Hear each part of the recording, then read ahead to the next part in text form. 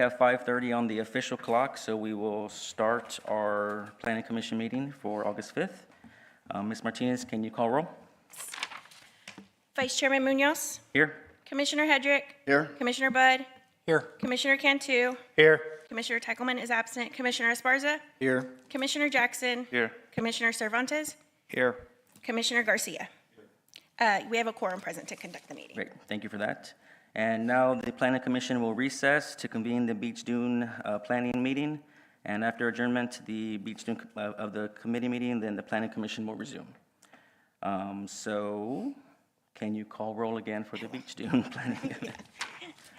So we have Vice Chairman Munoz. Here. Commissioner Hedrick. Here. Commissioner Budd. Here. Commissioner Cantu. Here. Commissioner Teichelman is absent. Commissioner Esparza. Here. Commissioner Jackson. Here. Commissioner Cervantes. Here. And Commissioner Garcia. We have a quorum present to conduct the meeting. Great, thank you. Now, at this time, the public will be invited to speak on any agenda item that is, any item that is not on the agenda. If you see the item on the agenda and you want to talk about something else, this is your time to come up. And seeing none, we will close public comment and entertain a motion for the approval of absences. I'll make a motion for approval of absences. Second. And all in favor? Aye. Aye. Any opposed? Motion carries. And now I will call for a motion for the minutes for 3/18/2026. Make a motion to approve the minutes from 3/18/2026. I'll second. All in favor? Aye. Any opposed? Motion carries. Okay, we'll move on to the consent public hearing discussion and possible action item for item A. Good evening, Beach Dune Committee. Hello. Elena Buendeo with Development Services. The case before you is BD 9253. The applicant is EMMBH LLC. Oh, the IT, can we get the presentation up?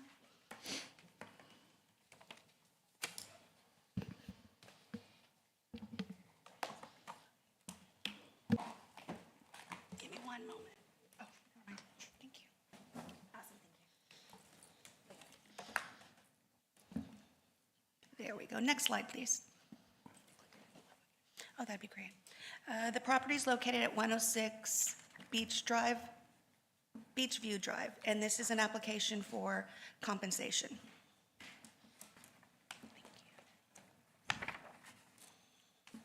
Yes. A little background. What is a beachfront construction certificate? Essentially, anytime there are construction activities that are defined by the state that are within that BCC line, which is 1,000 feet landward of mean high tide, you have to get a beachfront construction certificate. Has a lot to do with Texas Open Beaches Act. The county generally handles anything with dunes. Then the only time that these applications come before you is if those construction activities are within 200 feet of an erosion area line. The rest are handled administratively. Here's their proposed compensation plan. Now, back in 2021, this body actually approved the residential construction, an accessory structure, and their compensation. You can see highlighted there in green. The property owners never completed the mitigation. So, the mitigation for adverse impacts. Their BCC expired, it expires after 3 years. So in order to now complete those compensation activities, they have to renew their BCC.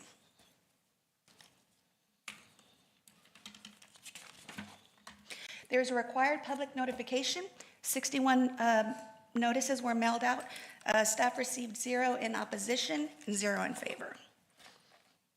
Staff finds that all the required findings for this body are for approval, and the GLO's comments have been addressed.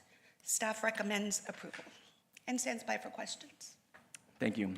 Are there any commissioners that have any questions or comments on this case? So this is just essentially an extension to what was already It has approved? on paper, it's a new one, but it's a renewal. It is the very same compensation package that they proposed in 2021. And do we think that they're going to go through with it this time? We really hope they do. Okay. And how long is? We are grateful to our partners at the county who are consistently surveying to make sure that there aren't unauthorized construction activities. And how long is this good for? 2 3 years? years. 3 years? Okay, thank you. Will this renewal meet all the obligations of the current or the previous permit? Yes. So there won't be any other obligations that are required once? No, if this is it, and approved? it's gotten GLO approval. Any other comments from, Yeah, so the notices that you said were sent out, were they sent out to the property owners of record, or were they sent out to the properties themselves? Property owners of record with, whatever you had of with record. NCAD, yes. And is it, am I incorrect in thinking that if you mailed out 61, you got no responses, is that average? Not getting anybody For to what's respond? going on with beach dune certificates, because most of the time they're relatively benign, even if you're building a residential structure, you have to do this. You only get the public notice when it's within that 200 feet, and so there weren't even any questions that were fielded by staff. Can you go back to the map real quick? I wanted to ask you a question. Can we pull up the slide again, please? Okay. So right here in this area where the dunes are at, shouldn't it have just ended at the property? Shouldn't the property line just basically ended to where I guess that's the darker area versus the actual dune itself? The first, second, or third graphic? The first graphic, I'm sorry. The first, okay. You see where it sticks out past, you've got I guess, I don't know, that green area, and then you've got it all the way back out, headed toward the beach? I am not sure that is where the dune ridge line has receded. Well, that's what I'm trying to figure out, is that, are we into the dunes or not? It's privately owned property, so the homeowner owns everything in the red box, which matches NCAD. The only work they'll be doing is everything in the green bubble, just to rebuild the sand dune. Okay, so they're just gonna use the green bubble, that's okay. So that is their designated. That is their private property. That's their Yes, sir. private property. And that would be the same thing for everybody up and down the dune? So on the middle slide, the dark emboldened black lines are your property lines. The hatched one is the subject property. The others, as you can see, are sliced as each property owner has their specific lot. All right, thank you, that answers my question. No problem. Any other questions for staff? no, seeing none, then I will open up this case for public comment. Anybody in the public would like to come up and comment, that now is the time. And seeing none, I will close public comment and entertain additional discussion or a motion. Mr. Chair, I'd make a motion, we would accept it. I guess it's item number 26-1217 as presented. Second? Excuse me. Second. Is it, am I right, 26-1217, or is it 26? You can just say item 2. What again? So you can just say item 2, Okay. yeah. You got. So we do have a motion, and did I hear a second? Second. And all in favor? Aye. Any opposed? Motion carries. Is there a director's report? No, sir. All right, no director's report. Any future agenda items? None? All right, then I will adjourn the Beach Dune Committee meeting and reconvene the Planning Commission meeting. Ms. Martinez, can you read into record the public comment? Yes, sir. Citizens will be allowed to attend and make public comments in person at the City Planning Commission meeting. The public is invited to speak on any agenda item and any other item that pertain to the Planning Commission. Comments are limited to 3 minutes. If you choose to speak during this period, you will not be allowed to speak again when the specified item is being considered in order of the agenda. Thank you. And I will entertain a motion for the approval of absences. Make a To motion to approve. You had to open and close public comment. I'd like to open public comment for anybody who'd like to speak on any item that is not on the agenda. Now is the time. And seeing none, I will close public comment. Thank you. And now I will entertain a motion for approval of absences. Move to make a motion to approve the absences as presented. Second? I have a motion and a second. All in favor? Aye. Any opposed? Motion carries. And I will entertain a motion for the approval of the minutes. I'll move that we approve the minutes from the July 22nd meeting. Second. Second. I have a motion and a second. All in favor? Aye. Any opposed? Mr. Chair, I did want to ask a question on the minutes, if I may. I know we're going to retract it. Do we list the individuals' addresses whenever they come up for public comment, or just their names usually? Only their names. Okay, is that standard most of the time, or Yes. only because we don't know who they are, or where they live, or it could be somebody from out of the area? So I just didn't know whether it's, because I know that we do it for council. I don't know why we don't do it for planning commission. So there was council, I can address that. So for the record, Andrew Demas, Development Services, there was a time in which council required that addresses be given.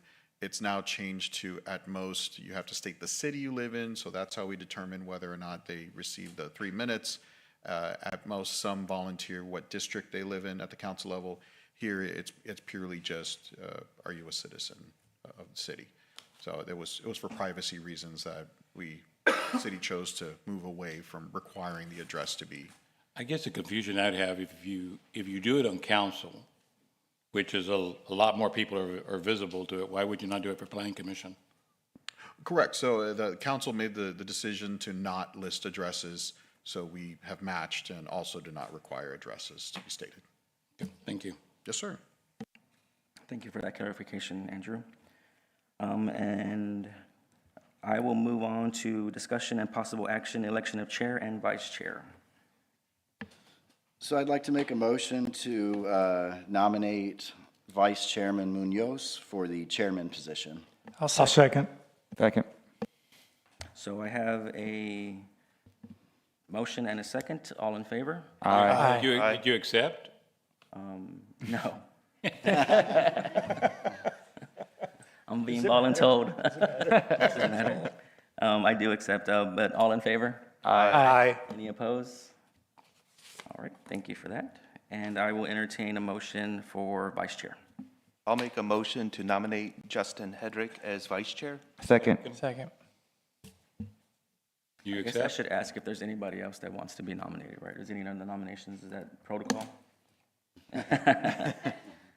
And hearing none, then I will entertain a motion. You already had a motion. I made a motion to And nominate I Justin. second. I We have a second. motion and a second. Yes, sir. All in favor? Aye. Aye. Any opposed? No. All right, motion's carried. And now on to the consent public hearing, discussion of possible action items for B and C.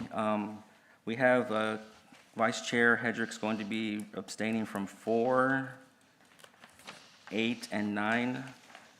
So we'll pull those and do everything else, and then come back to yours. Andrew, you want to read them into record? Or, sorry, Ms. Boteo? Elena Bundeo, Development Services. Reading consent agenda item B.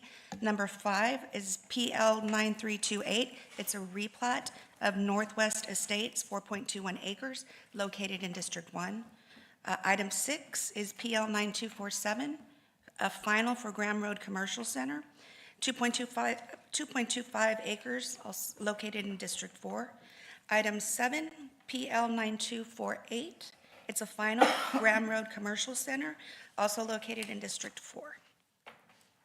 Perfect. Are there any commissioners that have any comments or questions on items 5, 6, and 7?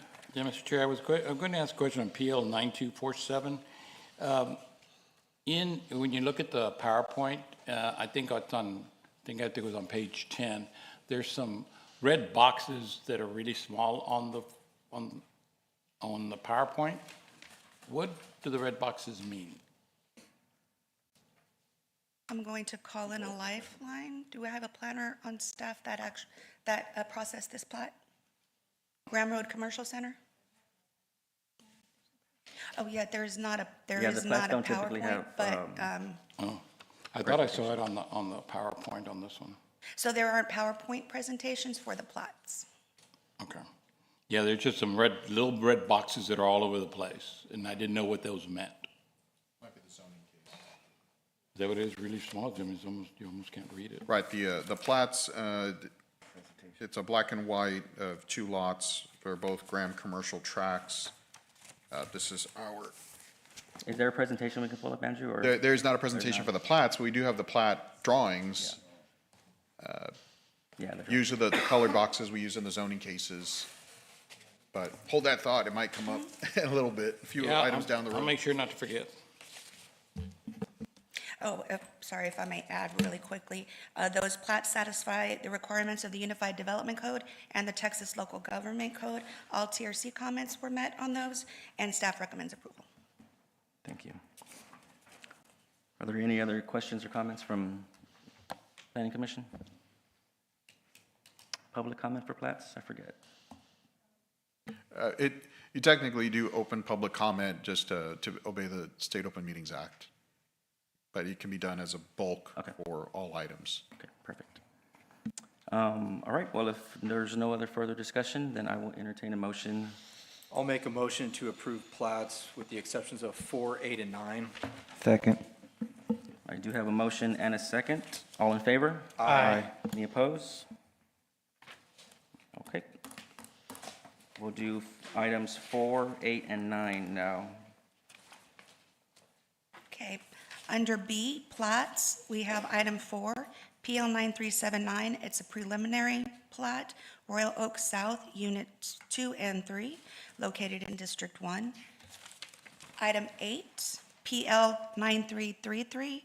It's a final, Royal Oak South, Unit 2, 22.15 acres, located in District 1. And lastly, item 9, PL 9338, a final. This is Royal Oak South Unit 3, also located in District 1.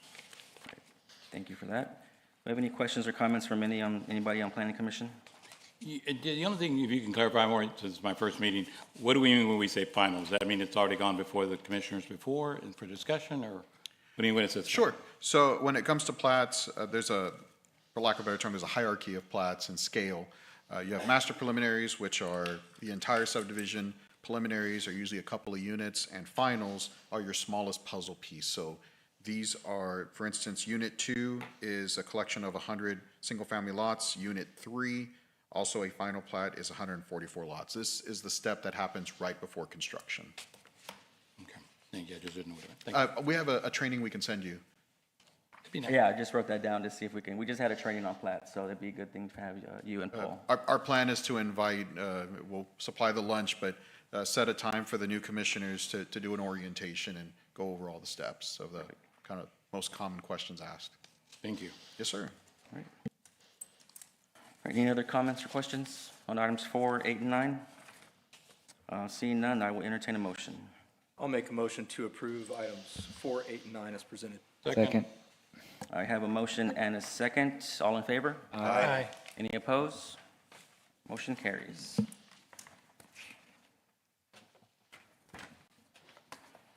Okay, on to item C, plat time extension. We have item 10, 23 PL 1016. It is a final for Graham Estates. They are requesting a time extension. This is their third time extension. Staff recommends approval. Can you remind us how many extensions they get? It's 3, the maximum? That's at the Allowed. discretion of this commission. Okay. Well, you have comments or questions? So originally it was approved in '23 for 1 year. Then they got one extension in '24. They got another extension in '25. And now they're wanting the third extension essentially. So then this would take it to potentially 4 years. Correct. Okay, thank you. This did go before interested parties of the Technical Review Committee and internal DS staff to see if there were any significant changes in infrastructure design that might impact the thought process of requesting the time extension, and staff had no comment, other than there have been no construction activities begun.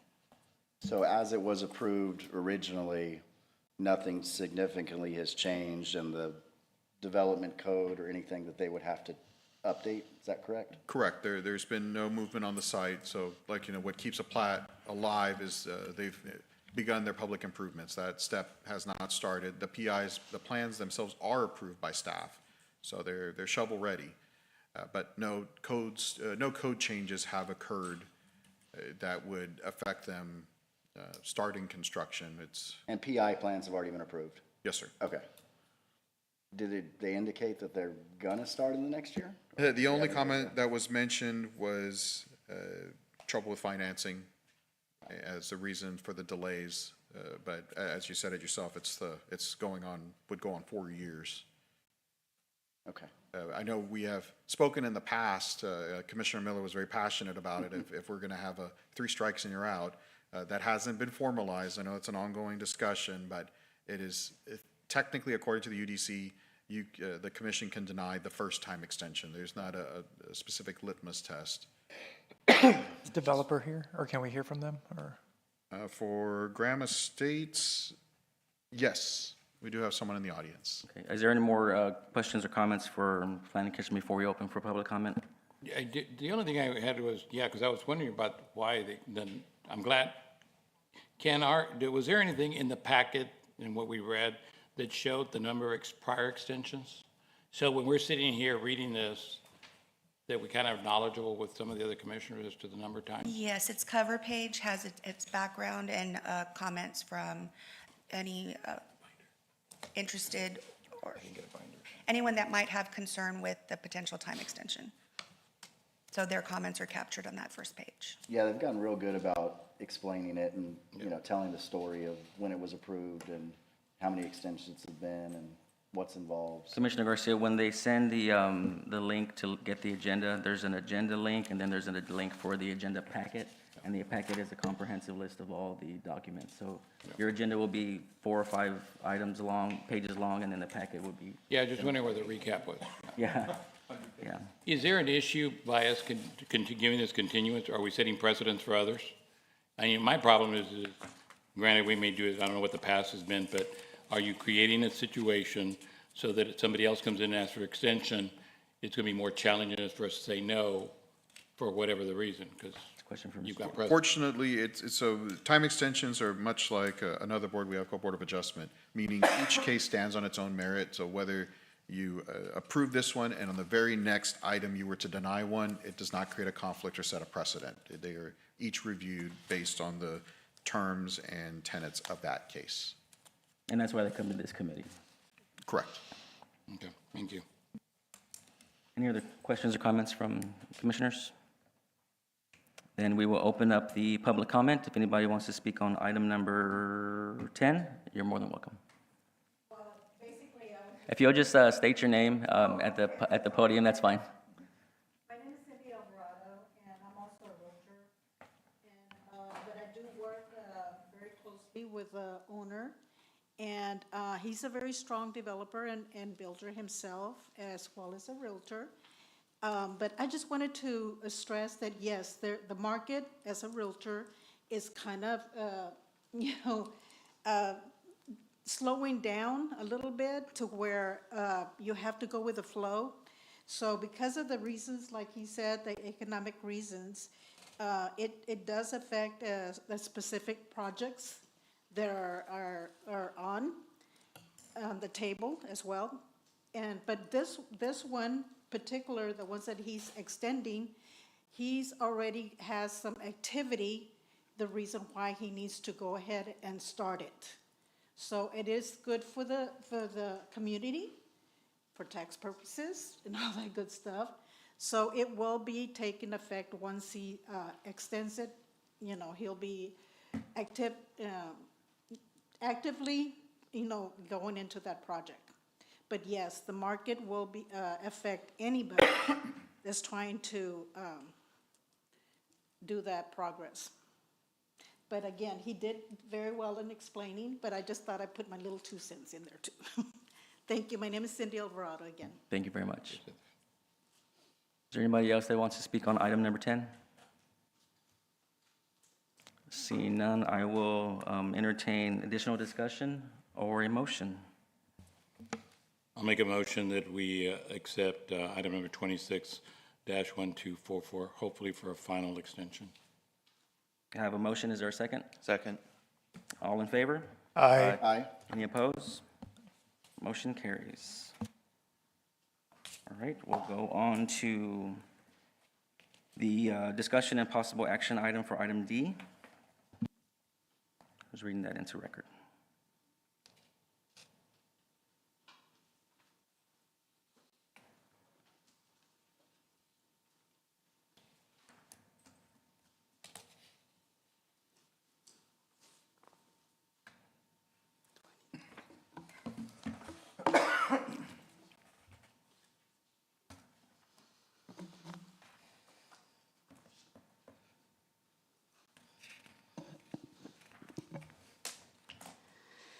Okay, good evening, Commissioners. My name is Saraja Registry. I'm with Development Services. I'll be presenting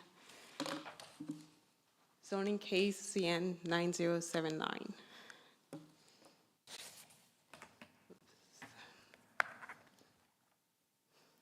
Okay, we've received a request to change the zoning from the current CG2 General Commercial District to the RS 4.5 Single Family District with a plan unit development overlay. So this is an unplatted property in the west side area of the city. It's in between Greenwood Drive and State Highway, Crosstown Expressway. It's exactly located at 5514 Greenwood Drive.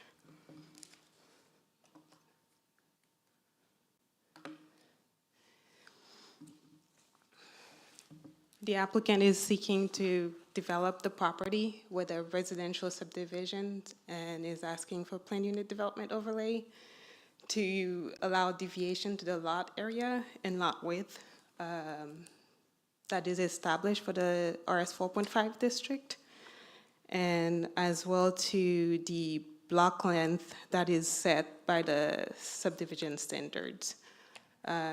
The area of request, the future land use for the area of request is mixed use. The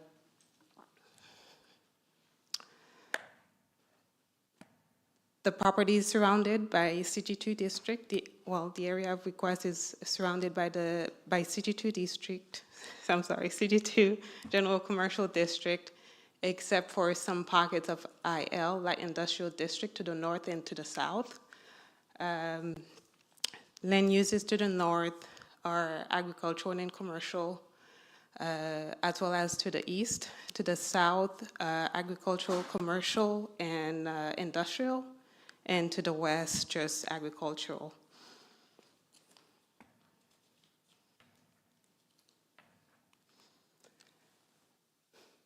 Twelve notices were mailed out within the 200-foot notification buffer, and 2 notices outside of that. And to date, we've received 5 notices in return, in total totaling to 11% in favor, that is. Oh, I think I ended the presentation.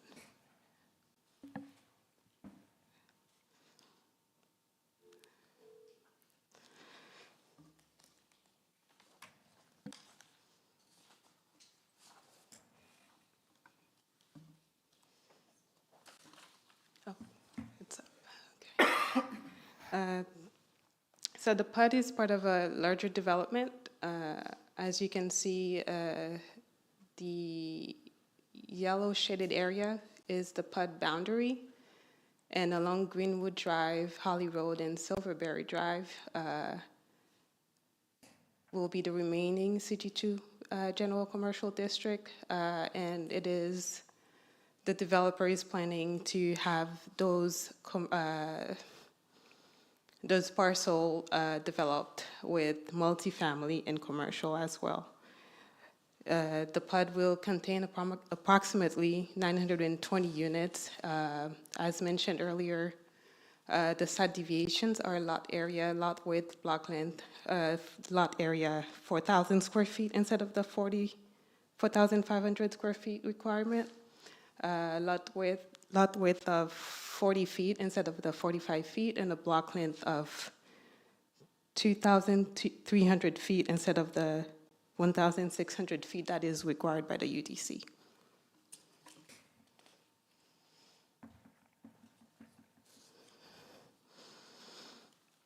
Staff is recommending approval. The request is consistent with both the comprehensive plan and the area development plan. While it is inconsistent with the future land use of mixed use, it is part of a larger development, a mixed use development. Buffer requirements for both zoning district will mitigate for any impact where necessary, and the property is also suitable for the uses to be permitted by the PUD. And that concludes the presentation. Great, thank you. Is there any commissioners that have any questions or comments on this case? I did have a question. So what's the difference? I mean, basically you're reducing from 4,500 square feet, you're reducing to 4,000. What difference does that make in lots? If you did the analysis based on what the request is and also the 45-foot minimum wide to 40, how many more lots are they getting out of this? Because I think I saw something that said 920 on one of them, but what would have been if we hadn't done it? So the CG2 district, I'm sorry, could you repeat your question? So if we didn't do this, if we voted no, how many lots could they develop on the property they're proposing to you today? The current zoning does not allow for single-family development. Okay. So they're doing single family, then they're asking for two things, and one for the lot size difference, correct me if I'm wrong, somebody. And then they're also asking for a zoning change, correct? Or is it just a zoning change? They're asking for the base district is being changed to allow for residential development. And in addition to that, the PUD will allow them to shrink the lot sizes. I'm just trying to figure out why we're trying to shrink the size of the lots. Can you pull up that sheet that shows the difference between regular RS 4.5 and the PUD? That'll probably explain it a lot better to you. Well, there's right down on the. Yeah, back that right there. That one? Yep. Yeah, because that basically shows the difference between if he just went for RS 4.5 as opposed to going the RS 4.5 PUD zoning. Is the benefit only that they get more lots out of it, more houses? Is that the only benefit of it? Yet you reduce from the actual acreage that the residents can actually utilize? Yes, the lots are being reduced to allow more within that development. And that's what I was trying to find out. So if you've got 920 lots on this proposal, then what would you have if you Right, didn't do it? so if you're, I can answer that. So just some quick math. Do the math. About 100 miles. Right, so there's 134.53 acres. We typically will take off roughly 20% to account for infrastructure, roads, easements. Dividing that by 4,500 square feet, that gives you roughly 260 lots. With the PUD, that allows you to orient on a smaller lot pattern with streets that can access each of those lots in a method to increase and decrease the lot size and the lot width, which gets you more lots as a whole, is why you get the larger lot count of 900 and, I just saw it, 920 single-family lots.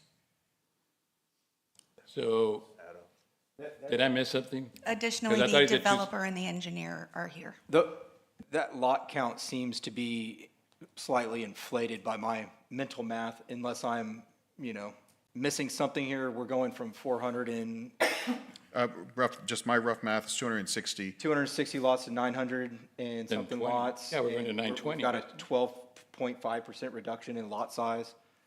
Unless I'm missing something here, maybe the engineers can help me with my 1+1. Unless we're considering multifamily in that.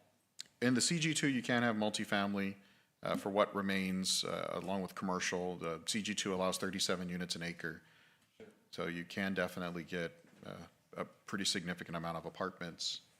Andrew, can you explain in what scenarios the city typically likes to use PUDs and when they Sure, so accept them and when they don't?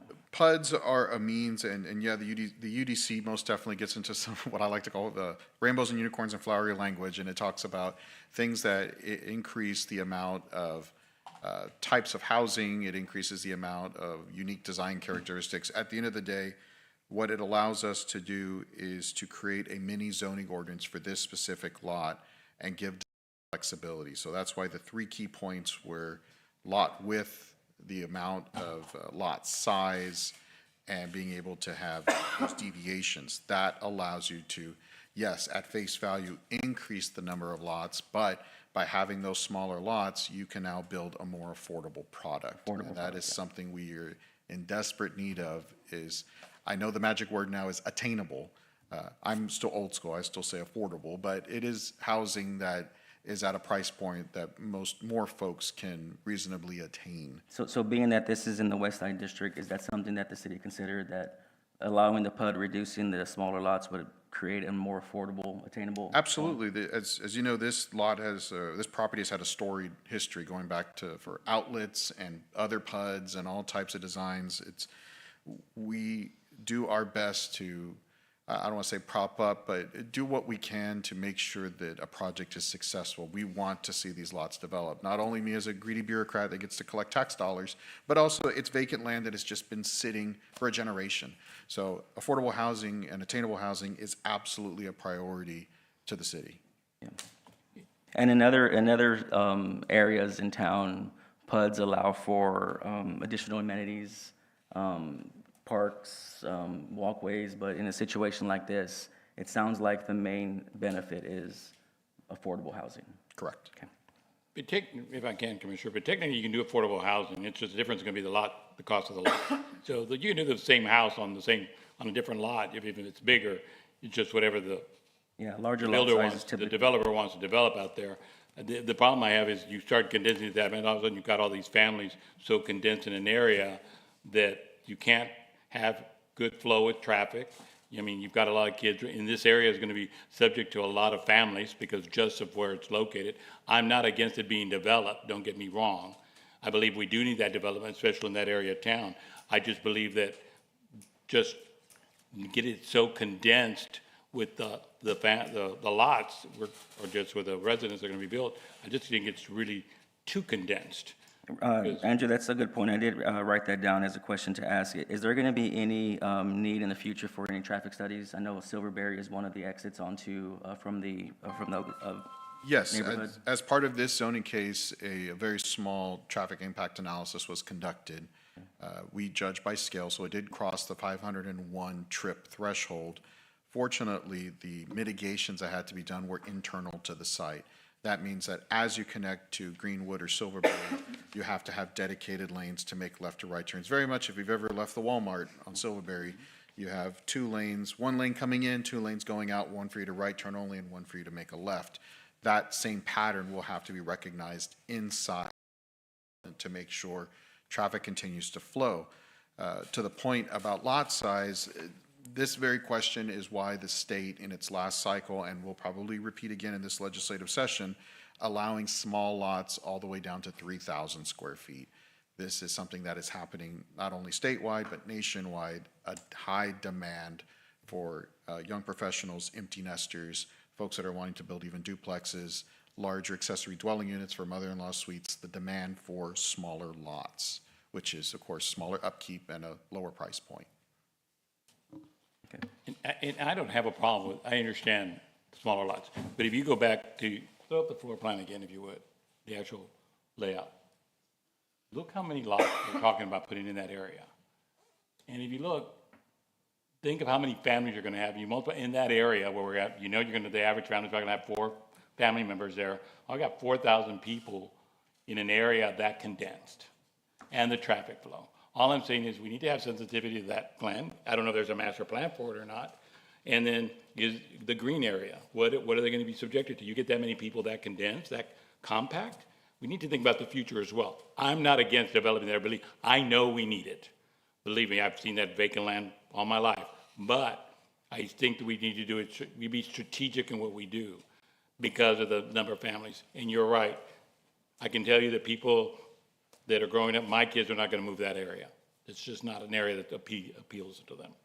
But that's, once again, I just think we need to be sensitive when we do that. And the other thing I was going to ask you is, what about floodplain?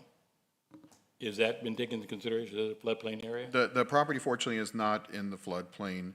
Even the site closest to Holly? Because that area is what usually floods. Yes, well, so 2 parts to that question. First would be, at this stage, we handle the land development aspect, meaning is the property correct for being zoned to allow single-family homes? The second step that happens, the other side of the coin, is during the platting process.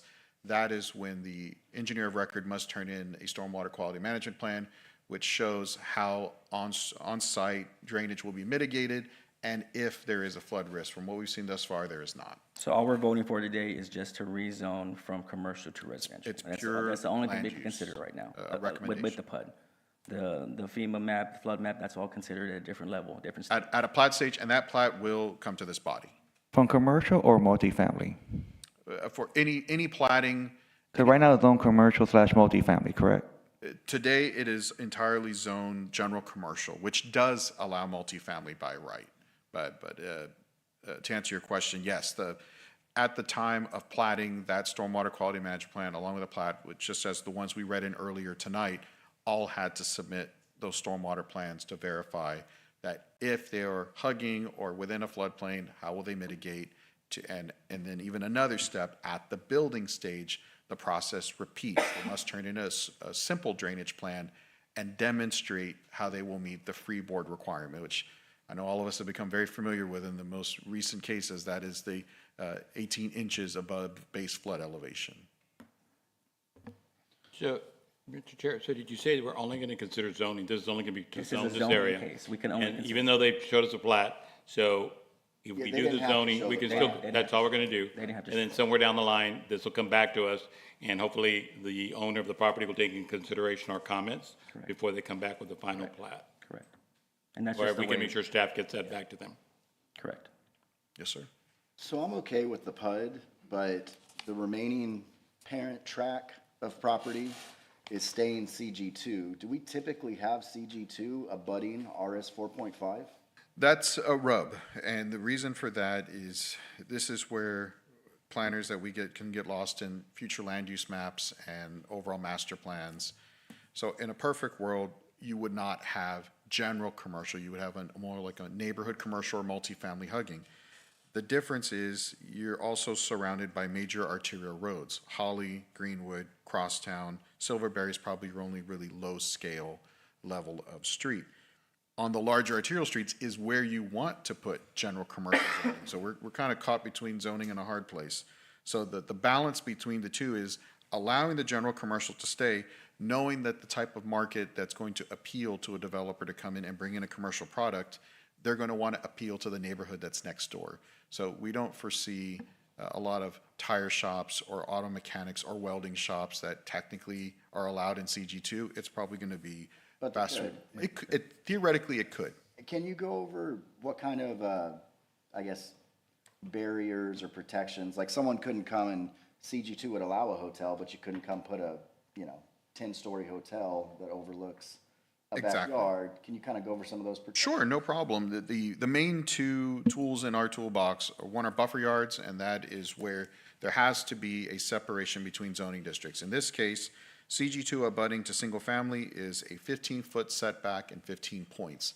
What does that mean? It means there has to be a physical separation of 15 feet from the property line that you share with single-family residences, and then you must achieve points by either a robust fence, adding in trees, creating a greater separation to accrue those points.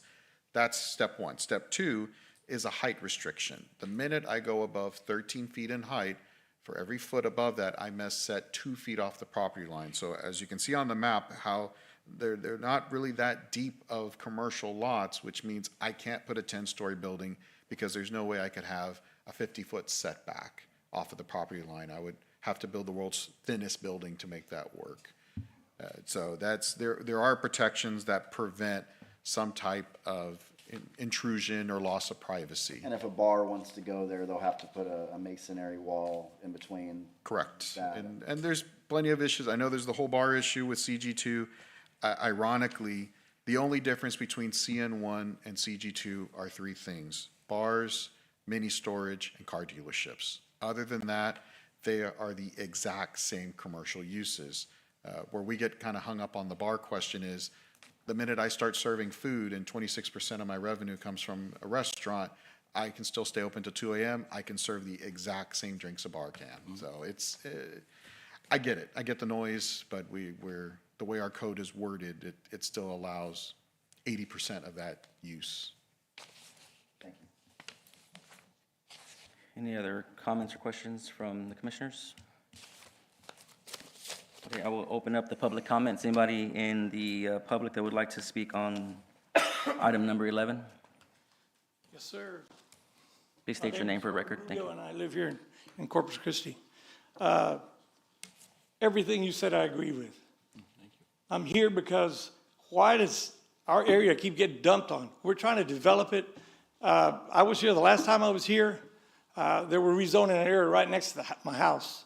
They went from 6,000 square foot to 4,500. The builder did a great job. The houses look great. They're big houses, 3 bedrooms. They got a 2-car garage, and you can't hardly go down the streets in the afternoons because there's so many people with cars. Once those young kids get older, they want a car. They want to get in there. There's no place to put anything. The streets are too narrow. You guys need to look at the big picture, what's going to happen. If these guys go to this, if you read it, it's anywhere, all the lots are going to be between 4,000 and 4,365. I mean, they're super tiny. I don't know what you're going to do. You're going to have a big house with a lot of people and no place to put them, except inside that house. And that's not where they always are. So I would hope that you guys do not lower the standard in the area. I grew up about a half mile from there, and I want it to grow. I'm in agreement. I thank those guys that wanted to develop it. I think housing's great. You just can't make it less than. I looked on your agenda. All the platting that you guys are doing right now, none of them are less than 5,500. Why this area has to be less than that by 1,000? You know, it's, again, that one plot that I came up here to contest before, they went from 6,000 to 4,500. The engineer in the city told me they went up by 42 houses because of that change. So yeah, it's about money, it's about houses. They're building good houses. It's just you got a lot of people concentrated in a little place, and you guys are going to make it even worse because they're going to build the same nice house. There's nothing, I don't have a problem with the houses. It's just too many people in a small area. Your street right there, they got a long ways to go. Now you've got more runoff. I don't think it's this runoff from this area is going to go to your new detention pond. That's taking care of the Lavola Creek folks. So you might want to look into that because, yeah, that area back over there, it does flood when you get the heavy rains. And as I was here the last time, I've explained to everybody what they did was get all the drainage from the airport. And all of that is the reason they started getting flooded at Lavola Creek, and that's why y'all are having to do that detention pond. So you need to look at the big picture and what's going to happen later.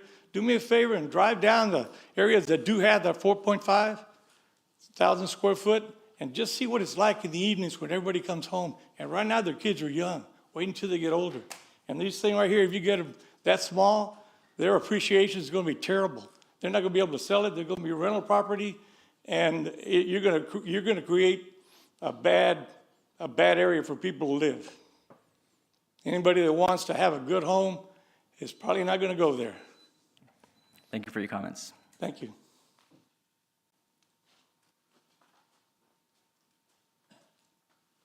Please state your name for record. How y'all doing? Michael York, York Engineering, engineer for the applicant. Just here if y'all have any questions. Anybody have any questions for Mr. York? Has a traffic study been done in that area if this does get approved or not yet? He just addressed that. Can you talk Yeah, about traffic study again? TIA was done. Yeah, it was required by by city staff, and it was done. How many lots total? You know the answer.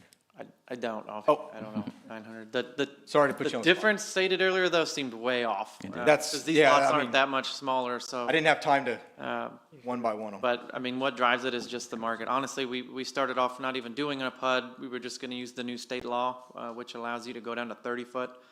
The only reason we had to do a PUD is because we found out that the new state law doesn't apply if you're within 15,000 feet of an air installation, which is like all of Corpus. So the state lets you go down to 3,000 feet. We're doing 4,000. Yes, the TIA was done. Most of the mitigation measures are internal. They want speed humps and things like that. But this is, you know, future land use said mixed use. We're doing commercial and residential, so it's still, you know, mixed use along the lines of what, you know, was planned for there. What about the wastewater? 'Cause I know the wastewater plant at Greenwood overflows right now when it rains. So we're going to add, say, another 100 houses. Is that wastewater plant at Greenwood going to be able to handle that? Or what's the plan with that? Can't comment about overflows at the plant, but yes, as part of the development process, you know, we get with the city has to analyze if they can handle, you know, water, sewer, all of that, and so they have commented on that and looked at it, and everything's good. We'll be submitting the final plat and the construction plans next. And that'll come to us as well. Okay, so that will, but that should tie into the wastewater the green water wastewater treatment plant right there off of Holly, correct? I don't know where I don't know which service area we're in, possibly Greenwood. is To probably my, closest. to my understanding, it should be the Greenwood plant, but I'm just speculating on my point without your drawings. I can answer that. So at the plat stage, yes, which treatment plant more than likely will be Greenwood, it will be routed to. The engineer plans will have to demonstrate, and we as a city will have to comment that, yes, Greenwood does have capacity to absorb the increase in development. Because my concern is I know that treatment plant overflows right now with the rain. So if we had, say, another 50 houses, that's my concern is the overflow. So have you been in a home that's built on a 3,000 square foot lot? I have not. I'm just curious what it looks like. Is it just one bedroom? I'm just curious. I mean, That I I don't heard know. you said it got passed by the state, so We had some discussions in our DS tag group from some of the developers who've gone to their, you know, some of the home builders have gone to their conventions and seen them, and they explained, but I haven't seen them in person. Right, so again, with PUDs, this is to establish the minimums. It doesn't mean that every lot will be 4,000. It sets the lowest threshold. You will have lots, obviously, as you do the development that are pie-shaped that will be larger than those.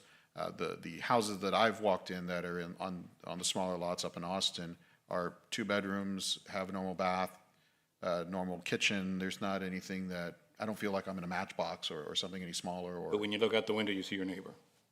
Well, I mean, I would see my neighbor if I lived in a 4.5 house as well. I mean, or if I lived in an apartment, I see my neighbors, so it's, Yeah, these aren't the 30-foot lots. I mean, for the 40-foot, you're not going to notice much different than, say, if you were in Rancho Vista.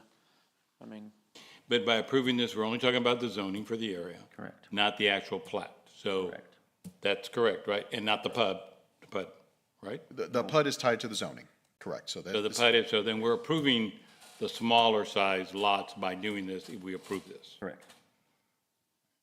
So technically, you're approving you're basically We're approving the approving plat the that was shown minimum at Wall. requirements for lot sizes. We're approving the guidelines. That's a good way to put it. With a PUD that has all this detail, because the applicant has provided sufficient detail, this actually went out to the technical review committee the same way plats do. So all of the various departments that you may be mentioning have looked at it, and it's going to constitute their prelim plat. So they have looked at it thoroughly from that point of view, as to, this is a prelim plat essentially for them, and are there going to be any issues? And they have not presented anything that needed to be addressed at the moment. Thank you. But they have set eyes on it, all the operating departments. To follow up on that, that means that for safety requirements, the fire department is okay with this, is that correct? Correct. As well as traffic. Okay, any other comments? I will tell you, I'm still concerned. I still am. I'm still concerned because I know we said fire looked at it, so my question is, did they take a fire truck? That's down one of the street things like they that? look at. They look for multiple entrances into the neighborhood to make sure there's not just one, so that if there's a fire at that entrance, they still have access. So I think this one has 3 or 4. So that's one of the things the fire looks at. They look at turnaround radiuses. They look at lane widths, and I think, Mike, you can attest to that. and you're right, yeah, like Elena said, all of that has been reviewed, and these are standard city streets, so. Yeah.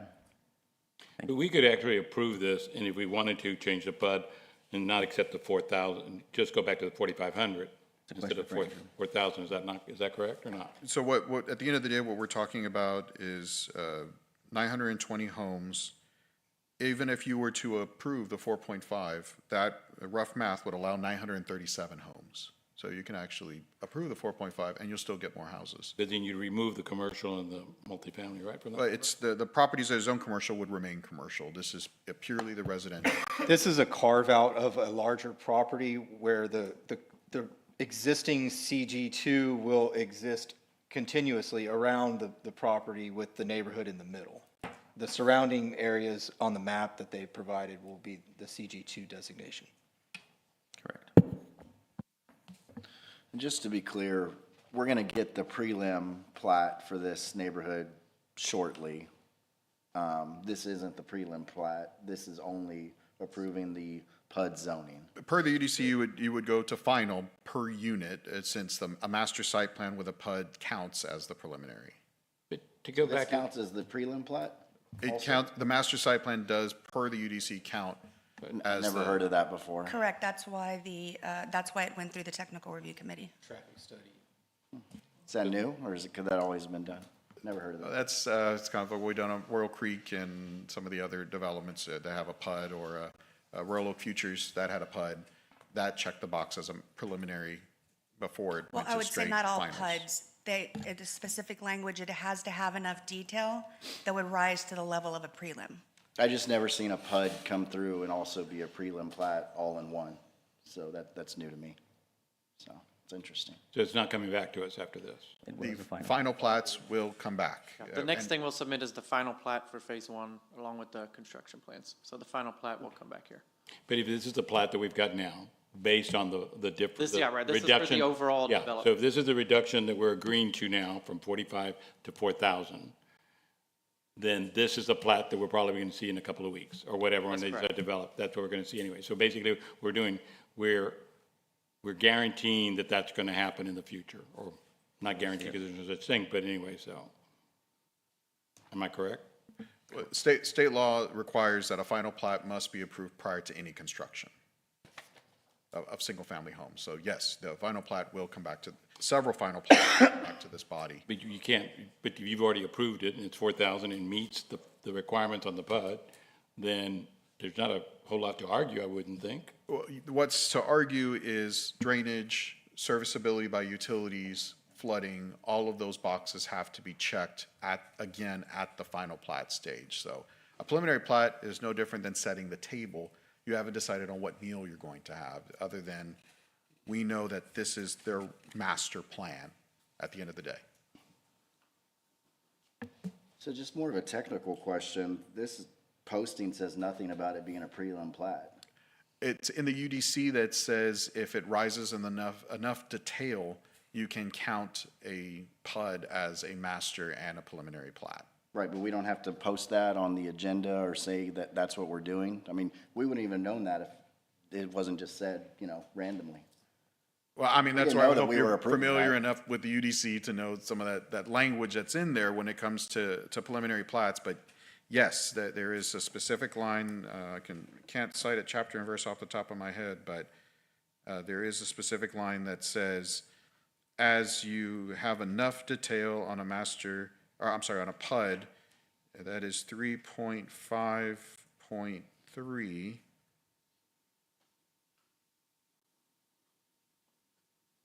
That says, development requirements, let's see, binding nature of approved master site plan, that's under 5.3.6. And that's where it speaks to, you can count as a preliminary plat, a PUD. Can but that it be must have information enough that's det- included in the description? I mean, I kind of agree with Justin, we wouldn't have known. Can that be included in the zoning case that it is in fact, Sure, I mean, we kind of call it belt and suspenders, but yes, Yeah. you can wear both. yeah? Yeah, that way we can just know that that's the intent. I mean, I'm not against that happening, I just think that wasn't clear. And Understood. in the information that was given, I mean, generally a prelim plat does have dimensions. It's not exact, as we know, it can change, but it does show a lot more detail than what was shown in this, packet that we were given. So, I feel like it wasn't clear that that's what was happening. Just so we're all on the same page, so when we approve this, we are approving the reduction in square footage per lot, and somewhere down the line, we'll get we're not gonna get the plat back, or we are? Get the final plat. We'll get the final later. Correct. Which by that time was basically what we've already seen now, just at a later point in time. But if the owner or the developer has heard the discussion, it's very possible it could change based on the discussion in case we don't go forward for approval. Is that correct? But so this body will give a recommendation to council. If council elects to approve it, the engineer of record will be bound to develop according to the PUD. Yeah, that is an important note. This is a recommending body, so any zoning case that we either approve or deny has to go to city council for final approval. So if you made public comment and you weren't happy with the results today, we encourage you to go to city council and make those comments again. We're just a recommended body when it comes to zoning. Anybody else have any public comment on this case? Seeing none, I will close public comment and entertain additional discussion or a motion. Is there anything that prevents us from tabling this to a later date? You can always make a motion to do whatever you want to do, and it's I'm looking at facial expressions. Well, I agree with that. Like, before we say anything, I think we need more information, because I'm for growth, I'm for affordable housing, but I'm also familiar with that area because I'm from Greenwood. My concern is the utilities. That's my main concern. So I'd like to make a comment as the youngest representative of this dais up here. I will agree that affordable, attainable housing is a crucial thing. You know, the opportunities out there for young families, the statistics and the data is out there showing that young families aren't purchasing homes until later in life because y'all's generation has driven up prices so far that we can't afford it until Well, spend it on your toys. until our 30s and 40s. So I am very much for more attainable housing. I think this is a good use of a piece of property that has been vacant my entire life and probably everyone on here, because it's farmland. It's right behind the movie theaters. It's near arterial motorways. There's a lot going for this area, and I am very thankful for someone doing something with this land. You know, we can't all just jump from our parents' homes or our guardians' homes into 6,000 square foot homes. It's just not possible, and not in this city until we start bringing industries in here that drive up, you know, average pay. So I think that this is a great idea. I think it's well thought out. And for that reason, I will make a motion for approval of item 11. I'll second. We do have a motion and a second. All in favor? Aye. Aye. Aye. Any opposed? Aye. I think motion carries. Thank you. Again, I'll reiterate, we are a recommended body, so if you're not happy with the decision that was made today, we encourage you to go to City Council and make comments again. All right, we will move on to item number 12. Who's reading that into record? Good evening, Commissioners. Again, Elena Buendeo. If we could get the presentation up, please. Thank you very much. We have case ZN 9151, MVR Construction Company, Inc. For those of you who are new, about a month ago, we brought this case before this body, and the request was to table so that they can continue to negotiate and work out something that would be amenable to both the applicant and Planning Commission. And there we are located in District 2, and the request is from the RS6, Single Family 6 District, to the CN1 Neighborhood Commercial District with the special permit. To recap again, the proposed use is to allow for a warehouse use. It's part of the West Side Area Development Plan. The designated future land use is medium-density residential. Existing zoning district, again, is RS6. On the site, you have agricultural zoned RS6. To the north, agricultural and medium-density residential zoned RS6 and RS5. To the south, you have high-density residential zoned RS 4.5, RM1 multifamily, as well as CN1 neighborhood commercial. To the east, you've got medium and high-density residential zoned CN1 neighborhood commercial. And lastly, to the west, you have agricultural uses and vacant property located, zoned as RS 4.5. Regarding public notification, again, so this is the same from before because we tabled it public notification wasn't required. Again, we tabled to a date certain. You had 60 notices sent out. We received 3 in opposition, totaling 0.99%. 3 individual separate owners.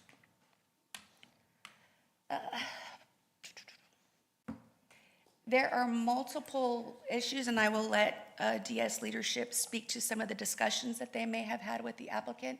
At this time, staff is recommending denial of the request to the CN1 SP. Staff stands by for questions. Thank you. Is there anybody on the commission that would like to comment or ask questions? What is a single family 6? Currently, it's RS6, and they're requesting a CN1 with a special permit. Correct. So it's currently zoned as residential, 6,000 square foot lot, and they're requesting a rezone to a neighborhood commercial with a special permit. Can you review the special permit conditions, Andrew? Sure. So we'll pull this up. FIT, perfect. So we'll.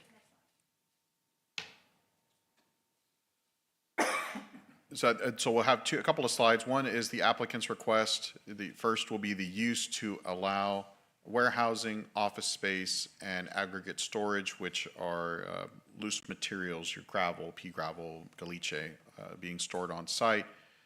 There will still have to be buffer yards, meaning from the adjacent site that's on the site plan to the north, there will have to be a 20-foot setback with 20 points. That's one of the highest buffer yards. It's the second highest in the UDC. The only one greater would be against industrial. So that is a significant buffer yard that'll have to be installed. Third is, or fourth, I should say, is reducing signage. So they're not allowed to put a billboard-style sign. It's going to be a much smaller sign at 32 square feet area. Of course, they must abide by noise, which sets the bar. At no time can it be above 85 decibels. Typical business hours, that it cuts down to 65 decibels. Those are the ones, if we have loud neighbors, we call them at 11 p.m. and say, please turn it down because you're exceeding the decibel limit. After that, we have set hours of operation, and the last are the other requirements. That other is our catch-all, which says even if commission and council were to approve a special permit, that does not preclude you from fire codes, building codes, or any other section of the UDC, only what has explicitly been allowed per the special permit. Now, we have also created a separate kind of independent staff recommendation that is more based on keeping the underlying, as an alternative, the underlying single-family zoning with some more stringent SP conditions. But again, what's on the screen right now is what is being requested by the applicant. Thank you. Is there a slide that shows special permit requests that the city is considering? Sure. Let's go. That is the most latest site plan. Oh, well, it was there. I thought I saw it too.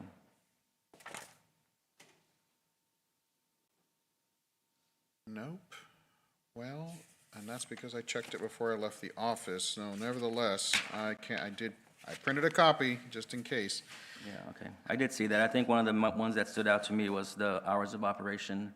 Yes, so. Was asking for 7 to 7. I think the city was recommending. It's actually 7 to 5. better, we kind of have it both up at the same time. So alternative, what we were proposing is, again, keep it at RS6 with a special permit. One would be the use.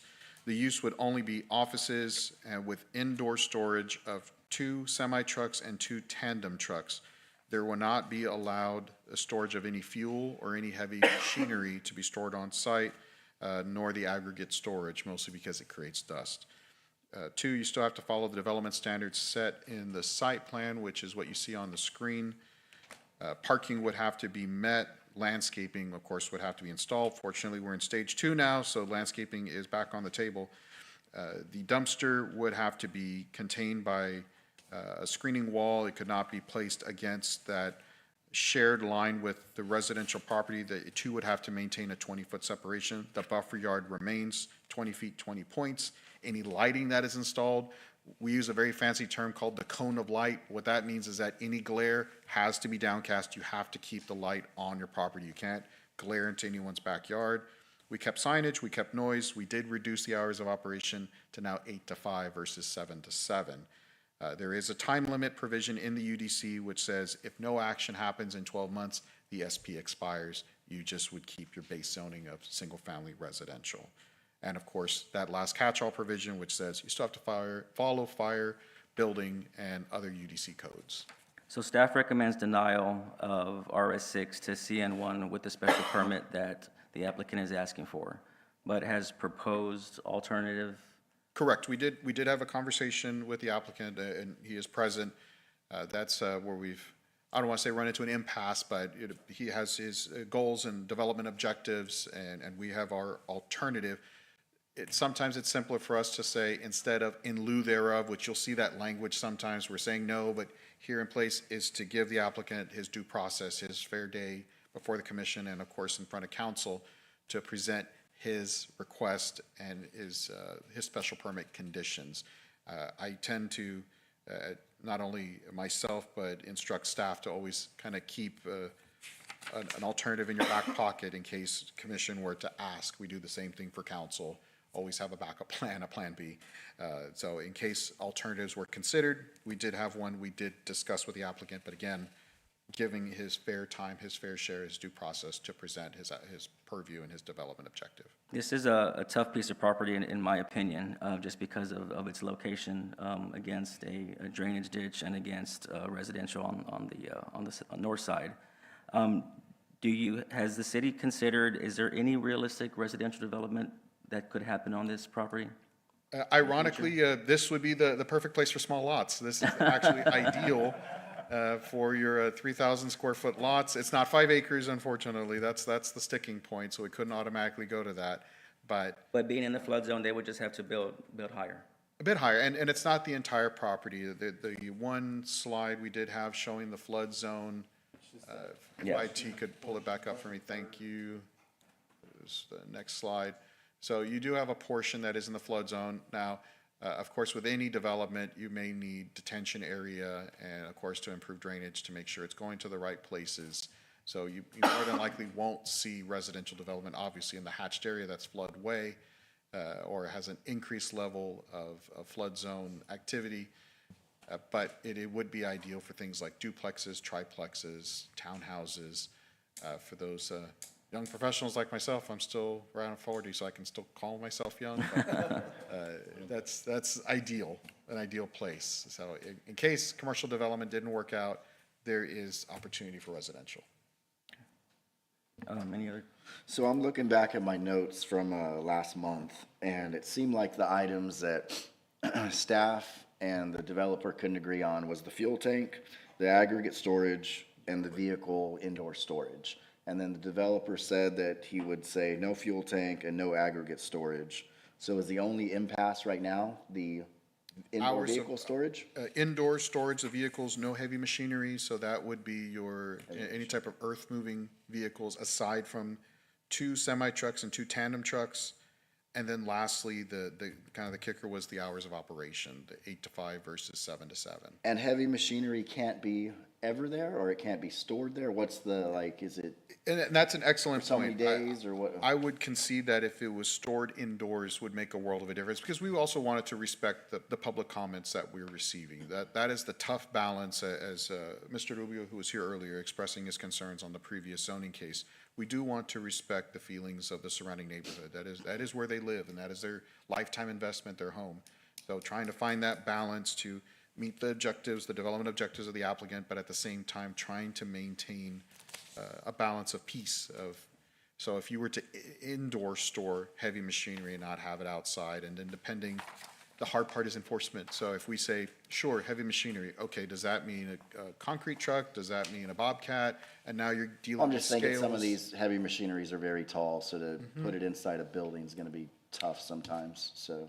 And that's the hard part. That it's always going to come down to enforcement, and many times, even with PUDs or other projects, we'll get a few months after the project is complete, and there will be a neighbor that will call saying, "I thought you said you weren't going to have this truck on there." So enforcement is the hardest part of the job. I'll tell you that.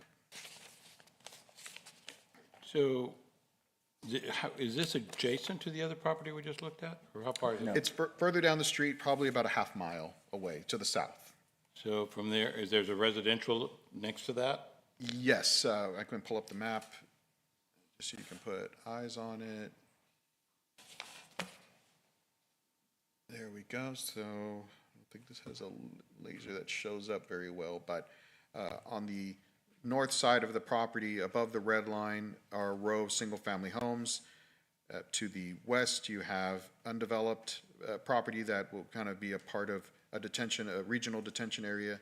To the south, you have property that's within the wetlands wetlands floodplain, along with a drainage ditch. So you're not having as great of an impact if you have a higher level of commercial uses to the properties to the south, because you have that buffer of a ditch.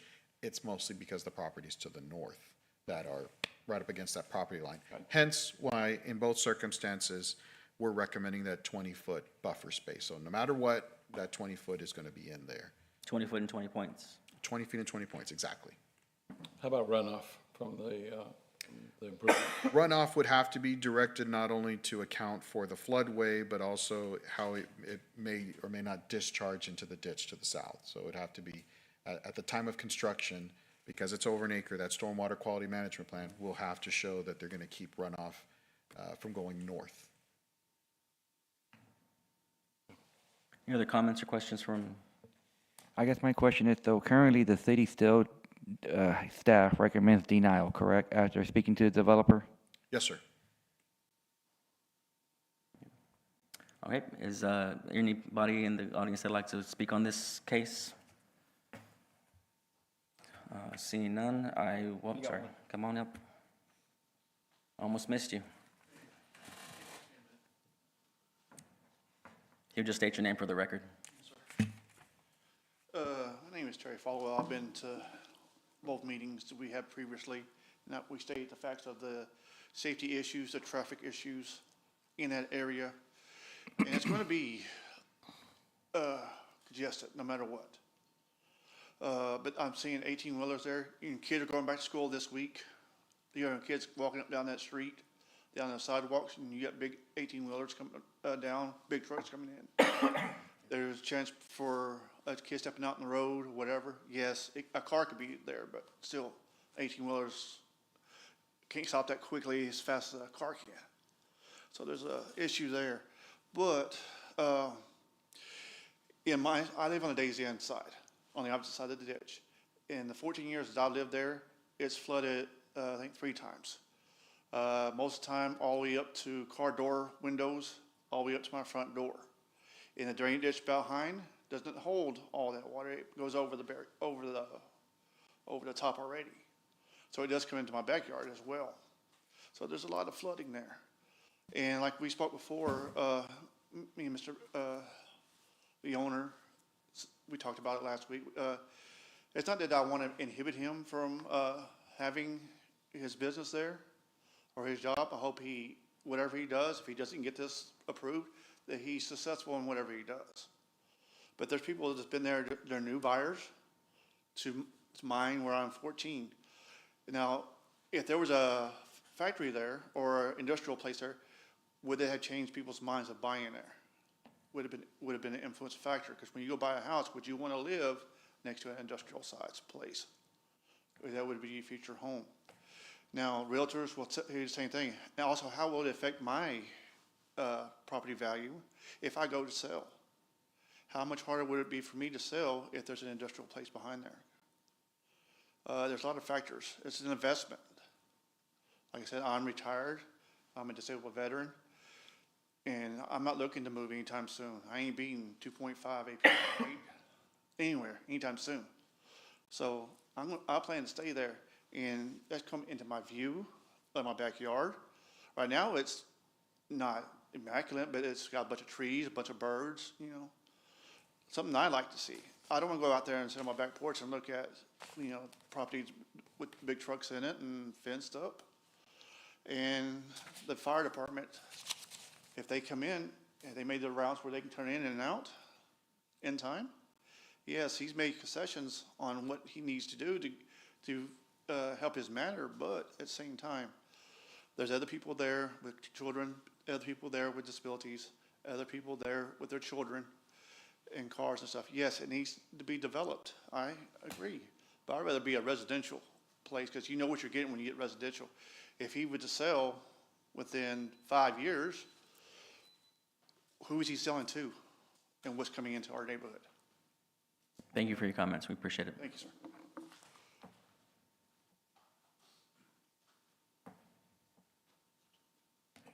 You'll state your name for record.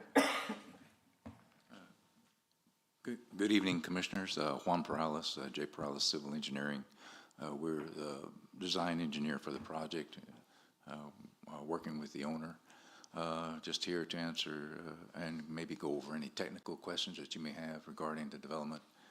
Just a brief review on some of the comments made earlier.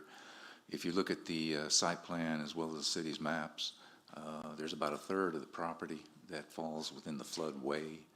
Since it's in the floodway, nothing can basically be done in that part of the property. Some of the other restrictions, it does lie adjacent to the existing drainage ditch. In addition to the drainage ditch, there's a large AEP transmission line that runs along the ditch and partly onto the property, which would also reduce the ability to do conventional residential development on there, because people aren't going to want to have houses right underneath a big transmission line. As was mentioned earlier, originally there was thoughts of having a fuel tank on the property. That was done away with as part of our negotiations with staff. The aggregate storage has gone away because of the potential negative impacts of such a use. A turnaround is proposed on the site plan, which will allow full access for emergency service vehicles and fire trucks. If you look at the site plan, there is the 20-foot buffer zone that, along the rear of the residential properties, as well as a sound wall. So the owner developer is willing to go kind of an extra mile in that regard to protect the residential properties to the north. So, and then the buildings themselves will be located along the ditch side of the property. So you, in effect, create kind of a visual area, visual protection of any equipment or vehicle movement, because all of that would take place in the middle of the property. So on the ditch side, you would have the buildings, which would obstruct the view of equipment movement in that regard. And on the residential side, you would have the buffer zone and the wall, the fence. That's just a quick recap of some of the technical issues in the background, but I'm here to answer any others that you may have. Thank you. Does anybody have any questions for our engineer here?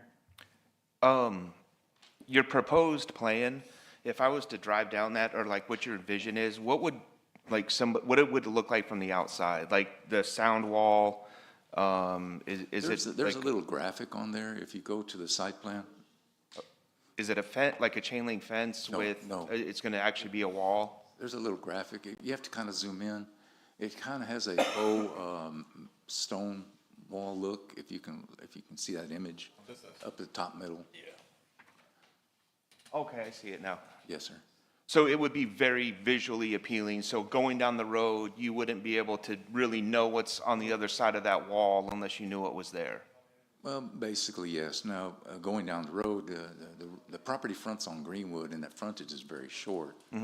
So that wall would basically only be seen from the property itself or the backyards from the residence. And it's only going to be on, I guess, that north side? Correct. Okay, and then the other side, what's going to be on that side?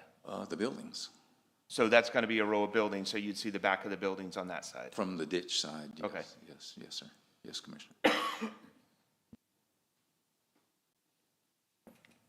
Any other questions? I had just really quick, easy question. What was the breaking point between what city staff recommended and what your intended use is for? You state your name for public record, please. Vic Nazari, MBR Construction.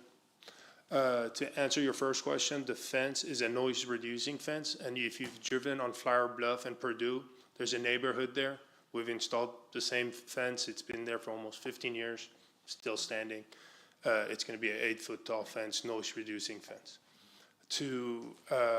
What was the second question? City staff's recommending denial. So where did y'all break in the negotiations of this special permit? The main, the main difference between staff and us was the number of trucks that they were limiting us to. Basically, everything else we agreed to. The fuel tank, gone. Aggregate, gone. Time is not key for me. The only reason I'm asking for 77 is 1 in a million, the trucks are there at 5:05, I don't want to get that phone call. That's the main reason. And the number of trucks. They were limiting me to 2 trucks, I believe, or 2 tandems and 2 18-wheelers, correct? So that's what, And I how didn't many want do you that to need? become an issue. How many do you require for the property? Right now, we have 5. You know, So we're one off? we're one off, but again, it's one of those that tomorrow I might sell one. I might buy another one. You know, I don't, that's, you're right, no. No, trust me, I'm wanting to downsize with trucking right now. But I just don't want to limit myself. That's the other thing.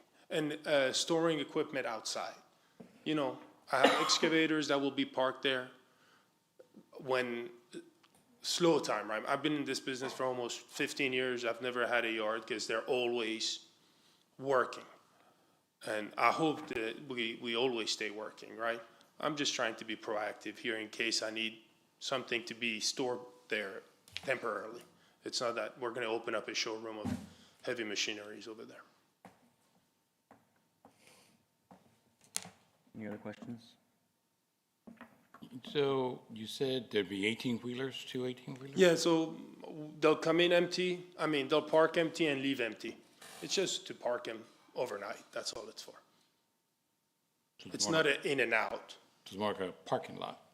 It's just to store our trucking. Yes, sir.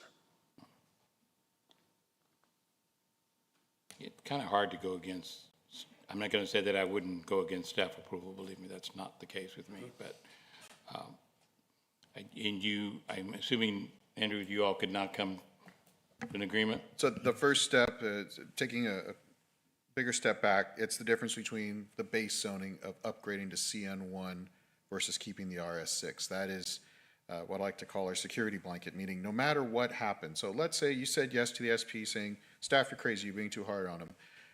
RS6 keeps it at that residential level, so if the business closes, it reverts back. Yeah. First. Second, yes, we can always work out terms for hours of operation. Yes, you're always going to have a neighbor that's going to say, it's 5:05. Why is there a truck pulling in? I'm sure sometimes one of those trucks are going to be full once in a while. We're not going to have the staff to go out there with binoculars and monitor day after day. And we understand all of that. That's just the nature of the development business, and we're not opposed to it by any means. It's purely taking into consideration and finding that healthy balance between Vic's development objectives, respecting the neighborhood, and keeping that balance on what is going to be the base zoning at the end of the day. So on your 18-wheelers, so that, if you can throw that plan back up. Sure. So on your 18-wheelers, would they, your professor coming off of Greenwood? Yes, sir. So they come off of Greenwood and they go straight into there. What's across the street from that property? Is that the church? It's apartment complex. No, it's a CN1 zoning as well. Right across of this is a CN, if you bring the zoning, Yes, sorry. right across There it it is is. CN1, right there. Now we'll go to the aerial where you have a full-fledged multifamily. What's your main reservation from not accepting the RS6 with a special use permit? I'm gonna spend millions in a metal building. How do you convert a metal building to residential later on? You wouldn't I have mean- to, right? Excuse me? You wouldn't, I don't understand the question. So they want, in case we stop working, in 12 months, this will turn into residential. I'll have a slab that's, 50 by 100 with a metal building on it. That won't be considered residential. That's why. So if the business closes, does it revert back to RS? So the two counterpoints, and it's not to contradict anything Vic is explaining. One is, if you're spending millions on a property, it sounds less like just a parking lot. Two, if we were to get into a situation, because this happens post-hurricanes, happened a lot during COVID, when businesses were closed and they were under SPs, we took that into consideration to say, how far past that 12-month mark are you going to be closed? One. Two, if we know that is an issue and you're on month 8 of that 12 months, you can seek an extension from us. We'll fast track it to council and say, these are the conditions of the business. There is a buyer, there is a package ready to reopen it. We don't want the SP to expire. Because at the same time, we do use, I'm sure our new attorney will grow many a gray hair dealing with us, but we try to find every tool in the toolbox to not have to make a formal process of coming to a board. Because many times, and Vic will tell you firsthand, the UDC does have nuances and gives us certain administrative abilities to keep the train moving without you saying, sorry, you're on day 366, you're done. That is not our goal. Okay, all right, thank you. Thank you. Is there anybody else that'd like to speak on public comment for this case? Okay, then I will close public comment and entertain additional discussion. So can you tell us what our options are here, Andrew? Okay, so your 3 doors. Door number 1 would be approval of the, or I should say, take a step back. Door number 1 would just be staff recommendation of denial. Door number 2, you can take into consideration the applicant's proposal for an SP at the CN1 level, CN1 SP. Door number 3 is you could consider an alternative outside of that. Doesn't mean you're bound to our third alternative as staff. You can come up with any conditions that you see fit and set that base zoning district. Staff would, of course, prefer it to be at RS6 versus CN1. Okay. And if we accept the staff recommendation, can the developer come back? So this will be, and as you said it perfectly, a recommendation that still has to go to council. So we'll repeat this process in front of council. Right. I'm sure many of them are going to ask the exact same questions you're asking tonight, and we'll visit with them and ensure. But if council denies it, so let's go fast track. Sure. So if they were to deny it, does he has an opportunity to come back with a different plan? Good question. So the way the UDC is worded, it says that if you ask for the exact same thing, so if you were to come back, you're denied, you have to sit out a year if you ask for the same change of zoning. So if I was to, let's say I'm the applicant, I apply for CN1 SP, I'm denied, I cannot apply for CN1 SP. I can apply for CN2 SP, I can apply for CG2 with an SP, change my application, and I don't have to sit out the year. That preclusion is specifically if you're only asking for the exact same thing. I think the greatest concern that I have with this is that in the event that the property, let's say we approve the CN1 with the special permit and the property does sell, well, now we've established that this is the zoning for this property moving forward. You know, with the RS6, with the special use permit, then, you know, if you were to sell the building later, it maintains that. If it were to sell to a similar type of company, we resolve the issue. And it doesn't go into allowing a industry that we just really don't want right up next to these folks' homes.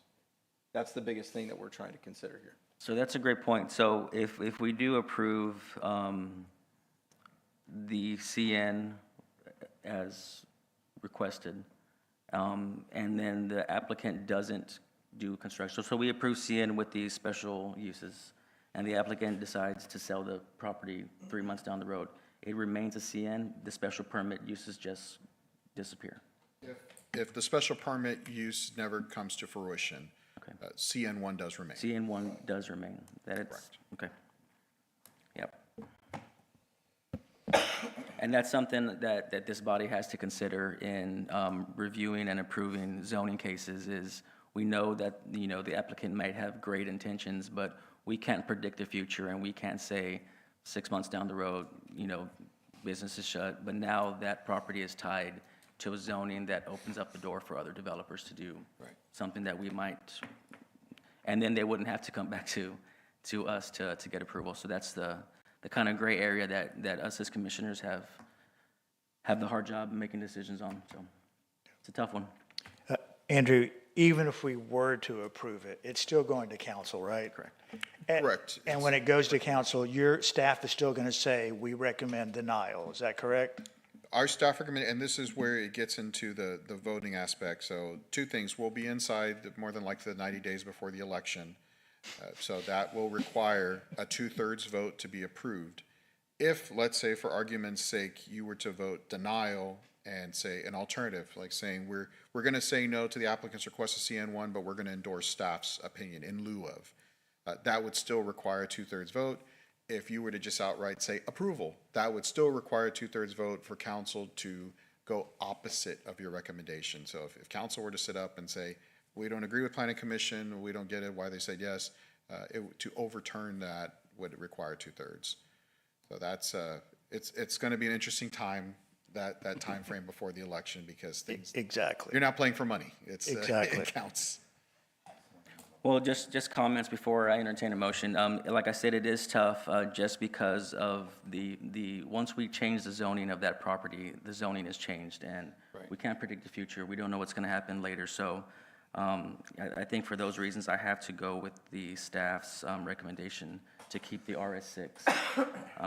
And, try and work with the developer on the special permits, so that's my 2 cents.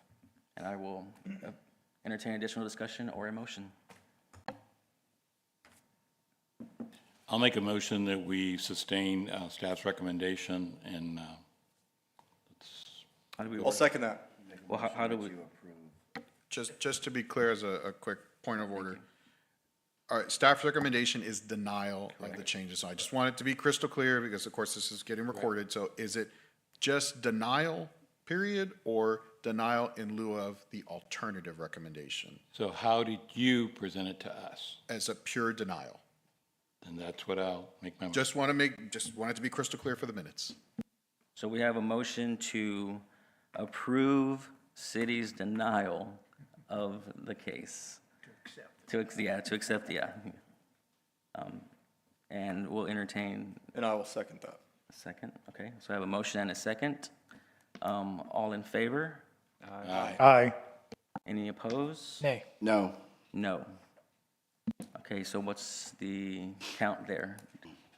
Do we need to do a roll call? We can do a roll call just in case, because everybody kind of said it at the same time. So give me 1 second, I can write it down. So we have Chairman Munoz, No. Nope. Vice Chairman Voting Hendrick. against the You're voting motion. yes. Then I'm voting against the motion. Are you saying yes to the, So so what'd you say? I would mean yes to denial, no would be against denial. I'm voting against the denial. Okay. Because I would like to, I think we've got it All right, backward. attorney, can we get an attorney interpretation here? A yes means deny, a no means the motion is to deny the change of zoning. the change of zoning. Then you vote yes. If Yes. you're voting against denial, then you vote no. So, yeah. So what did you do, what are you saying? Well, this is the thing, I want to allow, it depends on what the final vote is, because if it's, I'd like to entertain a different motion to keep the RS6 with special permit, but if it's, if the motion is denial, and that passes, then I have. So at this time, either the person who makes the motion can withdraw their motion and open the floor back up to How about an this? I will withdraw my second. That way we can continue discussion. Well, I'm not gonna, I have to withdraw my motion, otherwise it dies anyway, so. So Alex, what was yours? I would withdraw it, but I'd like to add one thing. I think it's important, yes, we do need the development. We understand where you're coming from, but I think, like you said, we don't know if this property is gonna get built. We don't know the financial situation of the commitment that's been made. And we are looking at adding additional residential areas in that area. There's gonna be more traffic flow based on what we talked about earlier. So, that's why it's really hard for me to say. It's a tough one. I believe we need to do something, but I figured that my point is if I deny it now, I accept their recommendation, then hopefully they can go back to the developer and come up with a plan that maybe come back to us. And maybe not, maybe if it goes to council, they'll accept our recommendation. And then they can come back to us with any other type of recommendations they can creatively come up with. That makes sense. Let's do it again. So we have a motion and we have a second. Yeah. I'll second. And now I'll say all in favor. Aye. Aye.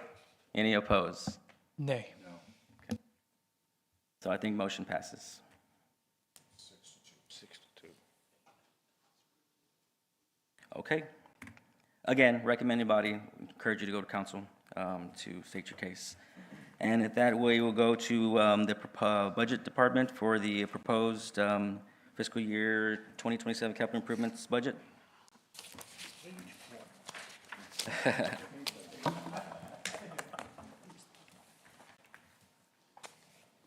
We're gonna be here for breakfast. Good evening, Commissioners. Rudy Peña, Capital Budget Manager. I'll start by saying on behalf of the Office of Management and Budget and all the staff that participated and created the budget, we thank you for your time this evening. Before the meeting, we were able to hand out the physical copies of the FY27 proposed capital budget, the book, and we prepared a short presentation. It'll summarize the book. It'll provide a few highlighted projects and also an overview of the funding sources for each of the department's capital program. At the end of the presentation, we'll take any questions that you may have. And today we are not asking for any actions to be taken. We will return in 2 weeks at the August 19th meeting. And at that point, we will ask for the Planning Commission's recommendation of approval to City Council. So I'll start with the CIP total by program. The total of the proposed capital budget for FY27 is $531,019,581. The heavy hitters at the top here are the Water and Wastewater Department, making up about 53% of the total budget, followed by gas at 93.2 million, streets at 67.8 million, stormwater at 36, airport at 21.1 million, and then we wrap up with economic development, parks and rec, public health and safety, and then our public facilities department. Next slide summarizes the funding sources for the entire capital program. As you can see, the large portion of this year's proposed budget is funded by revenue bonds, almost 72%, and the remaining 150 million is broken up into operating funds, grants and other agencies. We have some funding from the Type A and Type B sales tax. We have general obligation bonds, which is the voter-approved bond funding, residential street property tax funding, certificates of obligation, and that includes prior and new issuances, and then tax increment financing district funding as well. The first department that we're going over is the airport. A few of the program highlights are international drive rehabilitation projects, airport parking lot improvements, and taxiway Kilo. That's apron and lighting improvements to that. Funding sources for the airport program include airport fund, the FAA grant funding, and CFC funding as well. Our economic development program highlights include multiple HVAC system improvements at the museums. That is the Museum of Science and History, the Harbor Playhouse, and the Art Museum as well. Also included are flood wall upgrades at the Science Museum and structural repairs and life safety improvements to the Hilliard Center. Funding sources for this program include Type B sales tax, TERS 2 funding, and Convention Center complex funding. In our Parks and Recreation program, a few of the program highlights are the Holly Road Train Trestle to Tourism Trail, the Sherrill Veterans Memorial Park Military Monument. This is phase 3 of that project, and the Zahn Road Lifeguard and Restroom Facility. Funding for this comes from GeoBond 2024 and TxDOT grants. In our public facilities, that includes City Hall, Animal Care, and a few of the other city facilities. We have the City Hall Emergency Power System project. We have a project to renovate and improve the heavy equipment facility and vehicle maintenance apron, and then development services, remodel, and parking. Funding for this comes from prior certificate of obligation issuances and asset management facilities fund. Our public health and safety includes police department HQ roof repairs, We have 2 new fire stations that should be completed in this next fiscal year, Fire Station 8 and Fire Station 10. And then the Cefe Valenzuela landfill, Sector 3B cell development project. This funding includes some additional asset management facilities funds, a grant from the Texas Division of Emergency Management, and some new certificates of obligations. In our street program, a few of the highlights are Alameda Street, Texan to Doddridge, Flower Bluff Drive, spanning Yorktown to Don Patricio, and the Holly Road project from Paul Jones to Ennis. Funding for the street projects comes from GO Bond 2024, residential street property tax funding, and some additional Type B sales tax funding as well. Our gas program includes the Gas Department Annex Office, Rockport gas line replacement, and the underground natural gas storage facility. Funding for our gas program comes from a NGDISM grant and revenue bond. Our stormwater program includes La Jolla Creek improvements, the Encantada Avenue culvert replacement, and then some work on the new public works facility. Funding for these stormwater projects is also revenue bond funded, as well as additional TDM grant funding. Our wastewater program includes the Broadway Third Clarifier project, some citywide lift station repair projects, and the Hewitt Santa Fe wastewater line upsizing to OSO. Funding for our wastewater comes from revenue bond and PAYGO. PAYGO is operating funds that are just pay as you go, so as the expenses come up, they will fund that through the operating. Our water program includes the ONS water treatment plant, multiple upgrades and improvements. There's multiple projects going on at that treatment plant right now. Elevated water storage tank, the Cal Island pressure plane, and then citywide line replacements of both large and small diameter. Funding for this program is also PAYGO and revenue bonds. And so that wraps up the department summary. I'm more than happy to answer any questions you all may have, but I also realize there's a lot of projects to go through. The book includes detailed descriptions and justifications of every single project in our program this year. And anything that we can't answer today, we highly encourage you to reach out over the next couple of weeks before we come back. We're more than happy to take calls, emails, and if we need to set up in-person meetings, we're more than happy to do that as well. So we'd like to get as much of that taken care of, or as much of it prepared for the second meeting so that we can be as productive as possible for you. But any questions, we're more than happy to answer. So on these individual project pages where it says prior, and then it'll have an amount listed, but then there's nothing for the next 3 years, does that just mean it's not done yet? It's in progress? Correct. So any projects that are still either in design or in construction, we will leave in our book. If there's no funding aligned in 27, 28, or 29, which is a short range, it's all been approved and either, it's either going to be expensed or it may be encumbered.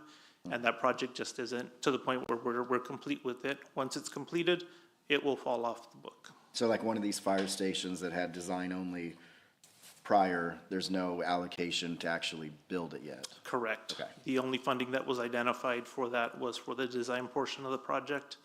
The fire stations are funded through the DGO bonds. And there's no bonds this year, so. Correct. Yeah. So for now, the design portion is still either in progress or wrapping up, and the hope is that we'll. Is that one for Station 8? Because I think Station 10 looked like it was already starting to be built. 8 and 10 are funded and should. Oh, so 9s. Yes, Man, that 9, one hits and me I for believe sure. 11. 11. Those design was identified and expense, but yeah, we're still waiting on construction funding for those two. And then one other question, what qualifies a project for economic development? Because there's like parks in here, but they're under economic development as opposed to parks and recreation. So the economic development funding is all Type A, Type B sales tax, or the TERS funding, so the tax increment financing districts. So they each have their own qualifiers.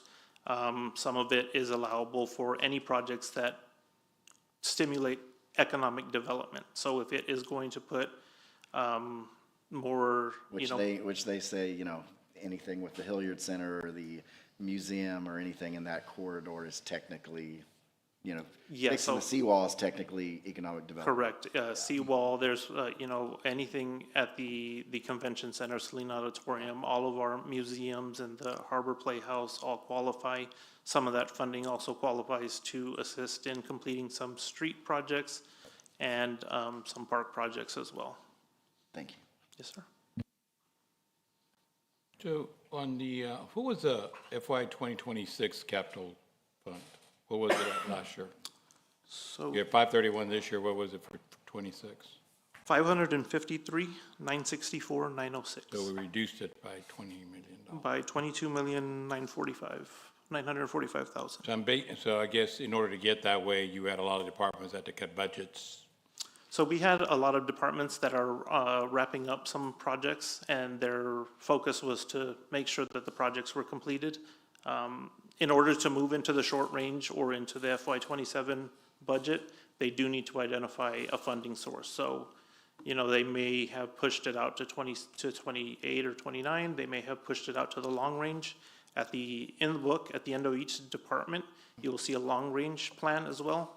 So you'll see the first 3 years in the short range, and then they may decide to move it out into year 4 through 10. So they may not have identified funding, and they just push the projects out. And in the dredging they're doing that's parallel to William Street, is that included in here? It looks like there's some dredging that's going down the middle of some residential area. And that, you cross Betty Jean and some of that area off of William, like parallel to Williams, basically. I don't have that answer for you right now. We do, and this is a street project, or? Yeah, well, that's what I'm trying to find out, if it's treated as a water, because they seem to be dredging down some of the middle of the residential area parallel to Williams. So if you're going down Williams and you cross Betty Jean, the streets are blocked off, and you can see them dredging down the middle. I'm just trying to find out what that is. Yeah, Is that the water use? I don't know. I don't know if it's in here or not. I don't have a good answer for you right now, but I can definitely find out and. Yeah, because I'm curious if it's communicate that. attached to another project, if it's so. And the other thing is, does it reflect in here, I know there's been a lot of talk about water, paying back some funding for the state, possibly, somewhere down the line for all the other water issues. Is that included in here? That was water from the state? The incentive we got for the state to do desal. So that was, in last year's budget, there was some SWIFT loan funding identified when we brought the budget the first time, when they voted to stop progress on that project. That funding was removed from the budget before it was adopted last year, and it has not been put back in the budget. So It is then, not in here. so there is something pending that we owe to the state if we don't go forward with that. I believe some of those loans were already expensed. There was design work that was done on that project, and some of that funding was likely used for that. So I do believe there was some of that expensed, and in that case, yes, we would have some debt incurred. I'm not 100%, but I can definitely get you an answer for that as well. I'm just curious. And in here, we'll go back to the arena. Is that the proposal that what we've got here? How much, what's the arena? You hear a lot of complaints about the arena and everything that's going on in the Bayfront Center. When it gets this approved, let's say we do this, how much more is going to be left to be done? So I will tell you that they do have quite a few projects right now in that area, across the convention center, arena, and auditorium. They do a really good job planning, and so in the long-range section of their department, they do have multiple projects that are identified out into the long range. So I think with any, structures, there's ongoing maintenance, and there's always something else that they could be improving. Right now, one of the highlighted projects was the, structure repairs and life safety. So that's accessibility, that's, lighting for, fire escape routes and, fire evacuation. And so I think, they are constantly evaluating what needs to be done. I couldn't, say 100% that there's a date that they have targeted where they won't have any more work to do. But I do know they have projects spanning out at least over the next 10 years. Okay, thank you. Yes, sir. Thank you. Anybody have any more questions? All right, thank you. We look forward to seeing you again. Thank you all very much. All right. So with that, we'll move on to the director's report. Thank you, Mr. Chair. Congratulations for your new elected position or It was a long meeting for the first one, my bad. We've only begun. And to our new vice chair, of course, as well. There's not a particular anything for the director's report, but just gauging by today's discussion, I foresee training on special permits, time extensions, PUDs, and small lots. I think I hit all the highlights, but as we did training for plats, as conversations and as meetings happen, I'm trying to gauge what would be the next topic. And I appreciate you essentially did the thinking for me, and we now have a list. But that's all I have for tonight, unless there's any questions for staff. That's it. All right, and with that, we will call for adjournment. Move. Thank you.